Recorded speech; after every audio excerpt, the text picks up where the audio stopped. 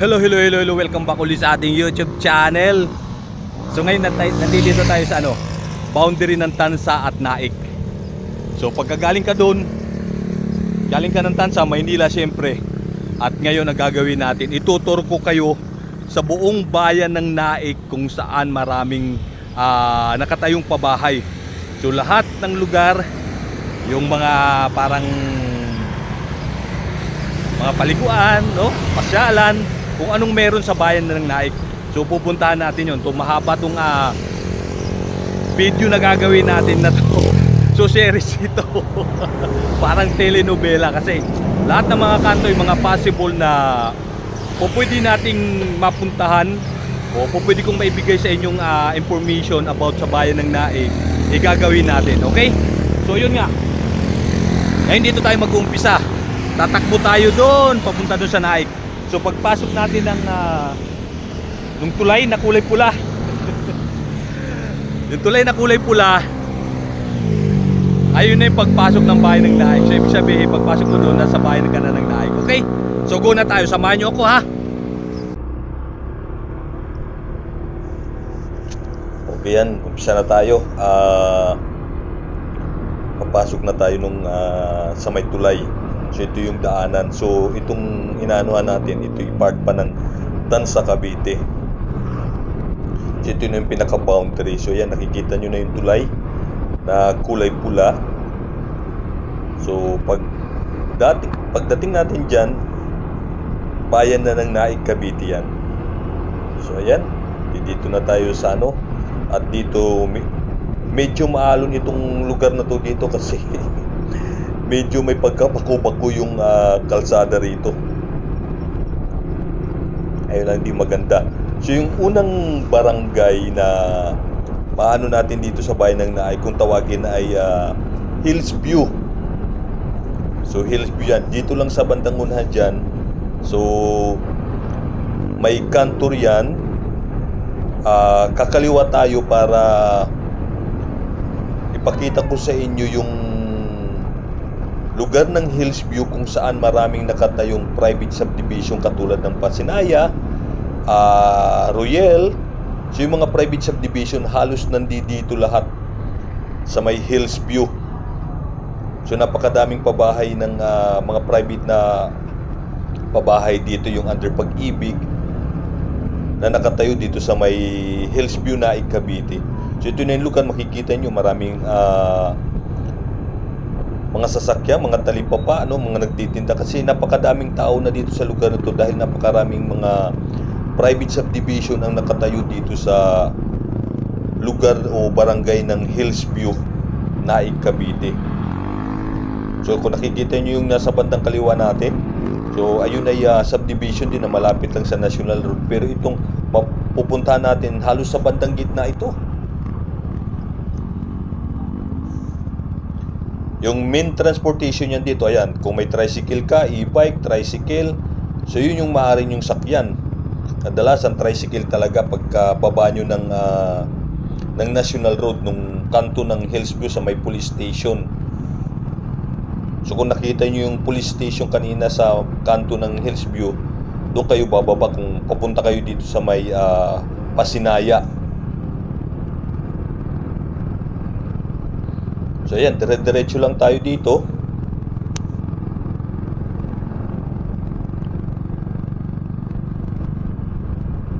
So sana samahan nyo ako sa pagpasyal natin sa mismong bayan ng Naik. So dito, gusto ko talagang ipakita ko sa inyo yung bayan ng Naik, kung gaano kalaki, ano yung sitwasyon, no?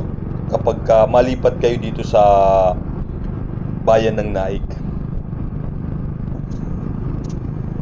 Nakikita nyo mula sa kanto may kalayuan din pagdating dito sa mga private subdivision. So ito yung kalsada. So sa bandang gitna pa.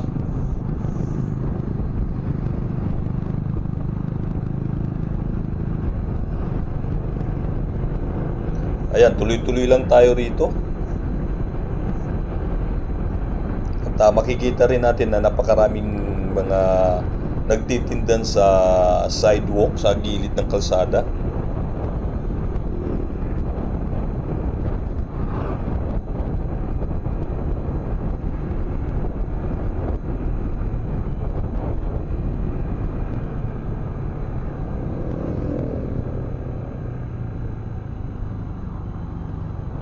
So ito yung kanto, kakanan tayo dito at sa bandang unahan dito, so parang may crossing siya. So makikita rin natin yung public school dito na elementary. Di lang natin alam kung merong high school, pero kasi karamihan ng mga estudyante na high school na nandito na nakikita ko ay minsan nakakasabay ko pang sumakay ng bus papunta pa sila ng Sahodlan. Kaya I'm sure ako dito yung school na makikita natin dito ay hanggang tawag dito hanggang grade school lang. And then naka-crossing yan sa bandang unang left and right lang yung maaari nating likuan. So makikita nyo puro motor, tricycle yung ating mga kasalubog. So ayan na yung eskwelahan, no, yung nakikita nyo sa bandang unahan. So pagdating natin dito, puro na mga private subdivision yan hanggang dun sa dulo, papalusot papunta dun sa may lusutang papunta na ng 13 at papunta rin ng bayan ng Naik. So ngayon ito na yung kanto, yung left and right lang. So kakanan muna tayo dito kung anong meron dito sa bandang kanan. Ikita nyo napakalapad ng lupain dito, pero itong lugar na to halos napakaraming tao dahil ang daming private subdivision na nakatayo rito. So yung mga affordable, like yung Apasinaya, tapos yung isa pang Pagsibol ba yun, na pabahay din yung private subdivision na nakatayo dito na affordable para sa mga minimum wage earner. Okay, so mukhang subdivision din itong napuntahan natin. Gagawin natin, iikot na lang tayo kasi subdivision na ito Wala na tayong ibang pupuntahan. So ang pangalatan nito Royal, Hillsview Royal. No, balik na tayo. So lahat ng mga dadaanan natin dito, ang gagawin natin kung saan tayo pumasok, babalik din tayo palabas kasi gusto kong ipakita sa inyo yung starting, yung pinag-umpisahan natin. So para masundan ninyo yung talagang bayan na hindi tayo shortcut, no? Kung saan tayo papasok para ma-explore, ma-discover natin yung isang lugar, doon din tayo babalik palabas papunta doon sa National Road para masundan natin lahat yung lugar. So yan, didiretso na tayo dito. Kanina galing tayo doon sa kaliwa, yung kanto. Sa dito kapag kalabasan, yan, traffic pagka umaga. So yan, makikita nyo lahat na dito yung mga subdivision na yan. Halos itong kahabaan ng highway na to, puro na subdivision yan. So puro na private subdivision yan. Kaya napakarami na rin tao dito, at dito rin marami ng mga mismo sa may entrance ng mga subdivision meron ng mga talipapa na itinayo kasi itong lugar na to, itong Hillsview, napakalayo nito sa pamilihang bayan ng Naik, Cavite. So kung manggagaling kayo dito, pupunta pa kayo ng bayan ng Naik, Cavite, sa pamilihang bayan ng Naik, Cavite, sa bayan mismo, tingin ko yung 100 piso na pamasahe baka kukulangin pa. Kasi yung paglabas pa lang dito sa lugar na to, magkaano na yung magiging presyo ng pamasahe sa tricycle. Makikita nyo, walang cheap kasi puro tricycle talaga.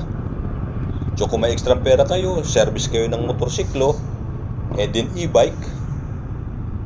So makikita na natin dito, may mga nagtitinda-tinda na, no, may mga stall na sa gilid ng kalsada.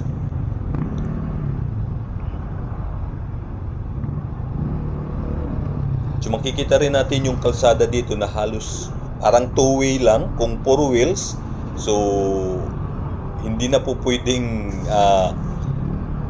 basta-basta kang overtake kasi baka makasagi ka na. Makikita nyo, halos dalawahan lang, kasalubungan lang yung 4 wheels. Kaya kung overtake ka, kailangan i-make sure mo na wala kang kasalubong sa harap. So ito na yung lugar na to dito. Ito malapit na dito yung kanto rin ng Pasinaya. Ayan, halos na ito yung kakanto na yan, no? Pero ang gagawin natin, didiretso muna tayo. Tapos babalikan din natin itong lugar na to. Tingnan natin itong lugar na to kung saan patutungo ito, kung connected pa ito, kasi merong kalsada din to nalulusot na papunta doon mismo sa may malapit na sa bayan ng Naik. Tapos papunta na rin ng SM13 Cavite. So makikita nyo, puro talipapa, kasi halos concentrate na yung mga tao dito, yung mga subdivision na nandito sa lugar ng Hillsview. Pero kung mapapansin nyo, kung masusundan ninyo yung video, magmula dun sa kanto, halos nakailang minuto tayo bago tayo makarating dito sa lugar na to. Tingin ko may mga 2 to 3 minutes siguro, kung hindi ako nagkakamali, bago natin marating itong lugar ng mga private subdivision dito sa kalagitnaan ng bayan ng Hillsview, ng barangay Hillsview. So mas kilala kasi itong lugar na to ng Hillsview. Pagka sinabi nyong Hillsview lang, sigurado 100% dito kayo mapupunta. At saka pinaka-marker nga yung police station, at saka yung Jollibee na nakalagay sa kanto. So yan, dire-diretso lang tayo dito.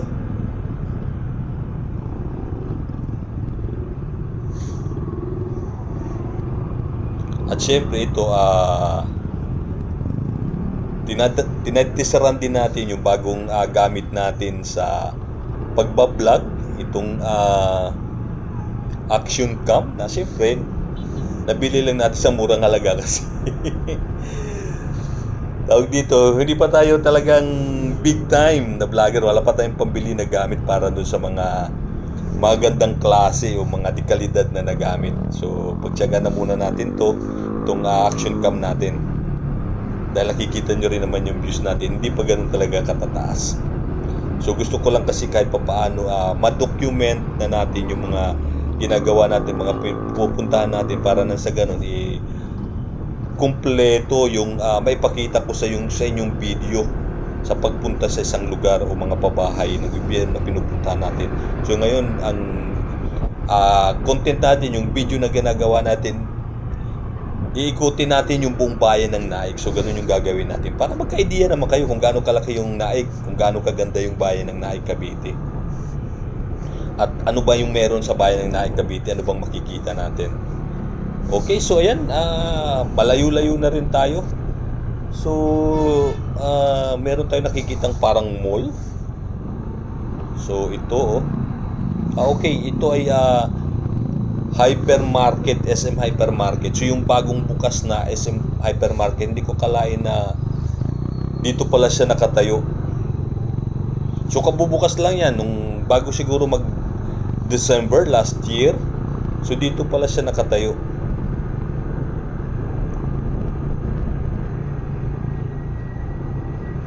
So tuloy-tuloy lang tayo kung hanggang saan tayo makakarating. Pagka dead end na, saka na tayo babalik doon sa pinanggalingan natin. So dito may circle, ayan may circle siya, yung oval. So kanan lang tayo. Ito ay makikita nyo kalsada na parang bypass road, damuhan yung gilid at malawak na lupain yan. Yung both side yan, walang halos structure.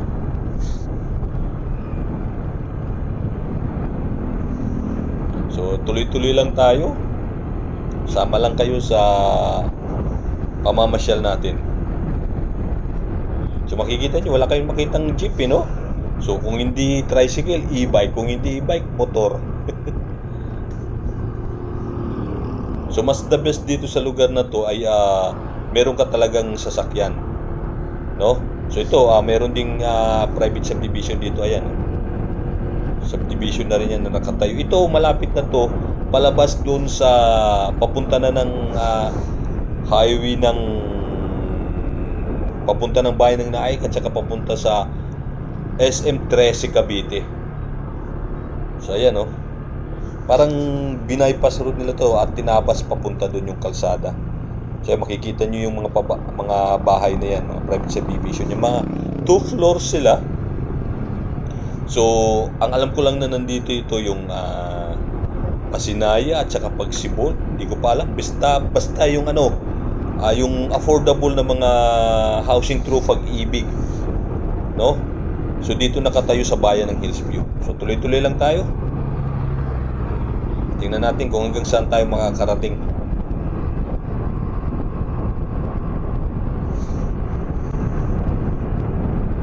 Grabe, ang bilis nun Biglang sumibat sa kanan natin.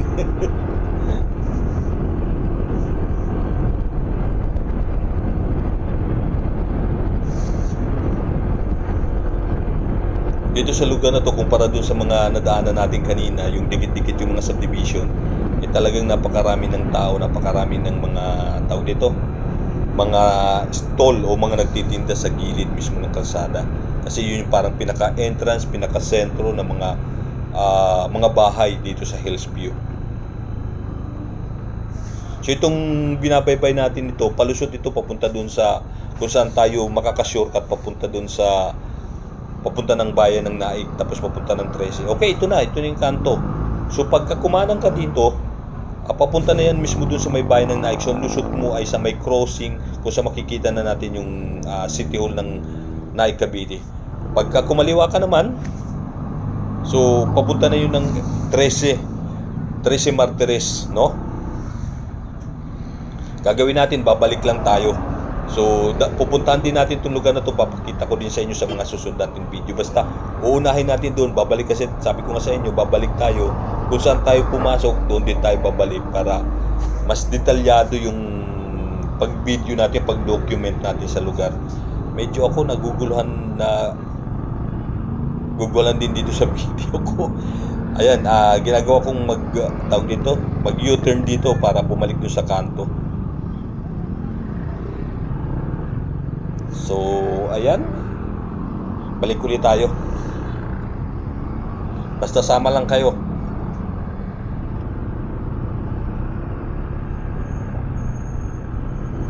Ayan, nakalusot na tayo. Pagka dumiretso kayo doon, papunta ng 13 Martires lang. So, bumalik din lang tayo para puntahan pa natin yung lugar nitong Hillsview. No, yung mga kabahayan dito. Hindi ito kabahayan ng gobyerno, private ito. So yung mga nakatayo dito, yung mga nakikita nating mga bahay dito, mga private subdivision yan. So yan, pabalik na tayo. Tuloy-tuloy lang tayo. Kuminsan parang maganda yung camera, kuminsan parang ang likod niya rin, no? Doon sa nabilang ko, parang nabudol ata tayo, parang maganda yung advertisement nila, pero dito sa actual, malinaw ang camera, pero parang malikot, parang nalilikutan ako, parang malubag, parang ma-shake, no? Ewan ko lang, siguro